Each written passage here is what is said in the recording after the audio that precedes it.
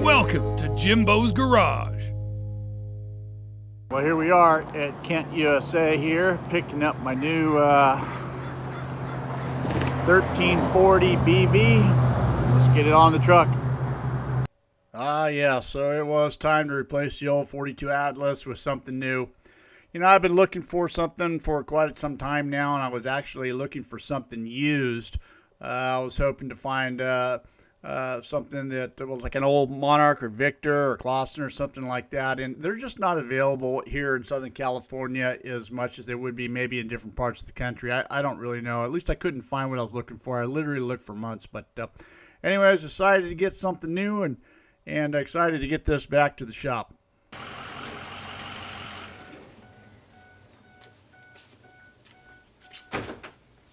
All right, well, I safely arrived back here at the shop. Got the lathe on the truck right here. So I'm going to get the straps off this thing, and let's get this thing unloaded and take a closer look at it.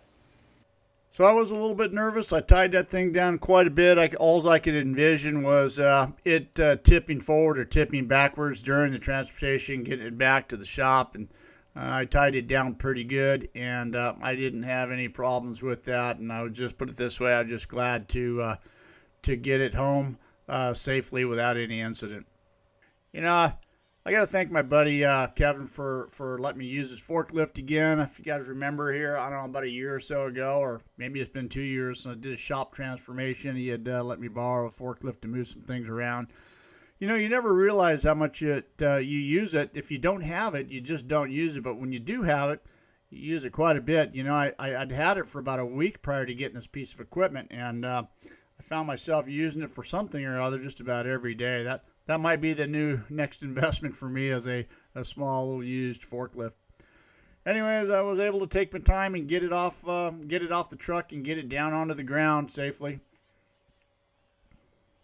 You know, I had the guys over at Kent re-put it back in the crate. It was uncrated when I got there, and I had them crate it back up for transportation purposes. You know, these guys are pretty good to work with over there.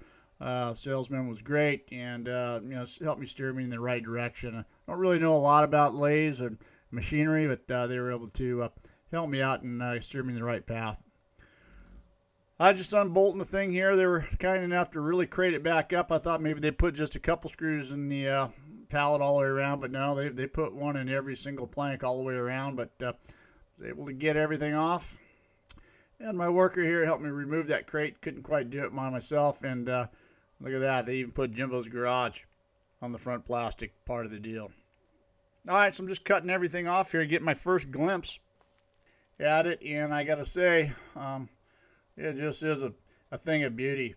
One thing about these things that they come with a heavily coated piece of, or heavily coated, you know, grease, anti-corrosion type of lubricant. So I spent some time cleaning that off. All right, well, all that done is trying to move this thing into its new home. But first thing I got to do is get the old Atlas out of the way, and the old lathe table, and well, that's why I just connected all the welding bottles and kind of cleared the path a little bit.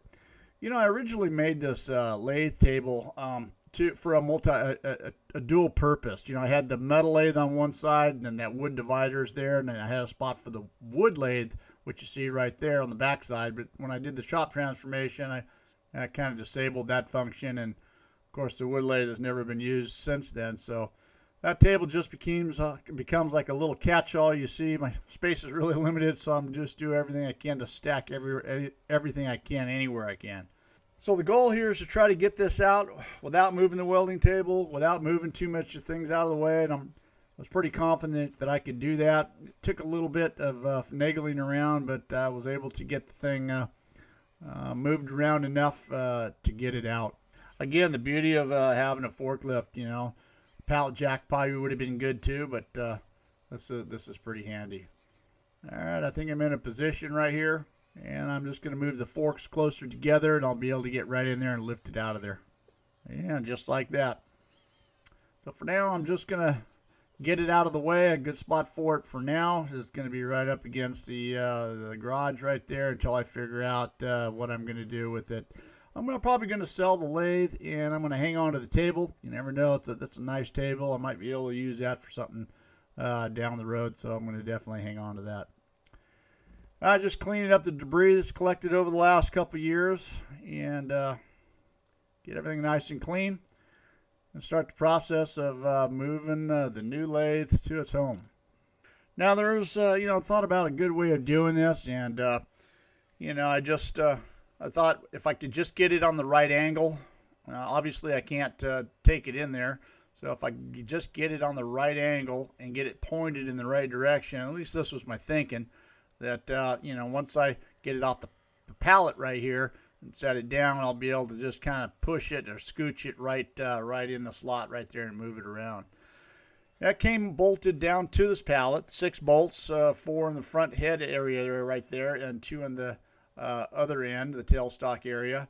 And once I got the bolts undone, then I was able to lift it up from the bottom of the bed. Instructions said if you need to lift it, use a strap of some sort on the bed on the inside, or you can block it up from the inside and lift it this way. And this is what I elected to do. I only needed to get it off the ground a couple of inches to slide the pallet out. I just want to be sure I wasn't touching anything or doing something wrong. Got it up off the ground and got that pallet out of there. I set a couple boards down right here, and my thinking, like I said, was to come on from the end and kind of just push its way in there, and hopefully I can be able to maneuver it around and get it in there. I just wanted a full disclosure also, let everybody know that, I paid full price for this. I didn't get a break from Kent USA. This lathe, this particular model right here, I believe was just a little over $8,000 out the door. It was a big expense for me, but hopefully it's definitely going to last me probably the rest of my life anyway. Pretty excited about it. It's a good looking lathe. I'm anxious to get going with it.